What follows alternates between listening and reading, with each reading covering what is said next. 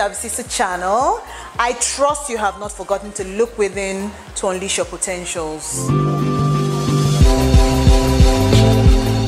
Today, I am going to be talking to parents, teachers, guardians, and you. What is your stand? Math is an aspect of life that cuts across different races and different cultures. Many times, the environment in which a child is brought up is a great influencer of that child's performance in academics and in other spheres of life. Unconsciously, many parents worsen their children's dislike for mathematics. Unbelievable, right? Okay, now I'm going to give you a checklist. I want you to listen and just decide if you fall into this category. Let's take a look at the following points and do a quick assessment of ourselves. Point number 1, family lenient. Some parents grew up acknowledging the fact that they were not good at solving math problems. This information had been passed on to them by their parents, so they feel obligated to pass on the same impression to their children. You will hear parents say things like, "My father was never good at solving math problems. I, on the other hand, am not fantastic. I'm not a mathematician. So I understand, even if you're not doing so well, don't worry. Just manage, keep managing till you move on to the next class." These conversations vary, and they are said oblivious of the subtle and gradual damage that it has on the psyche of a child.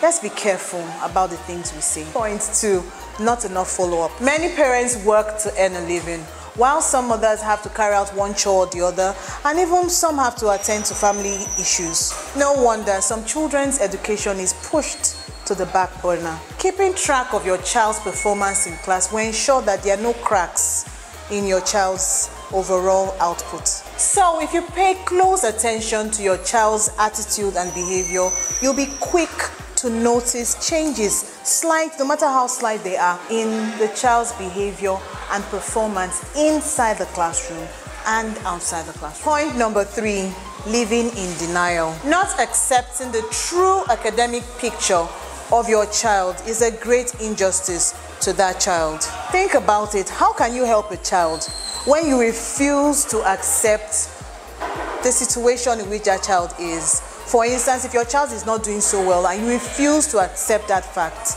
you're not helping that child at all. This has a way of weighing the child down because he or she feels neglected. So to avoid stagnancy and failure, the problem needs to be solved. Point number 4, lack of encouragement. Every child needs you as a parent, you as a guardian, you as a teacher, you as a brother, you as a sister, to encourage him or her. No matter how badly a child is performing in class, the fact that you believe in that child is priceless to that child. Lastly, comparing one to another. Children are tender and sensitive. The comparison of a child, seemingly for motivation, might just be the ticket to that child not performing well in class at all. You ask me how or why, I'll tell you.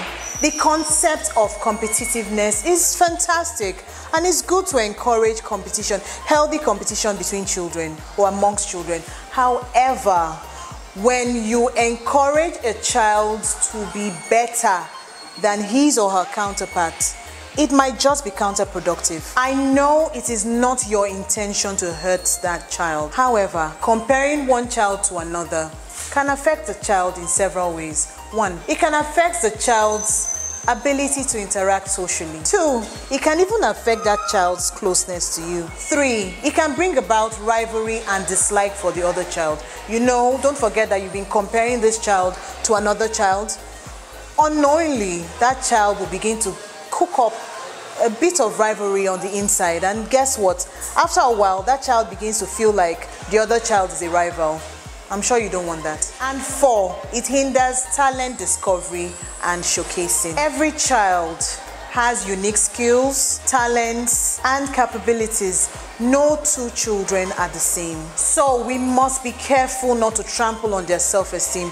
Otherwise, it will affect their zeal and their drive for success. So guys, thank you for being here with me today. If you enjoyed my video, please click on the subscribe button and then check down below on the link in my bio. It will take you to my blog where you get a lot of information on what we've talked about today and many more.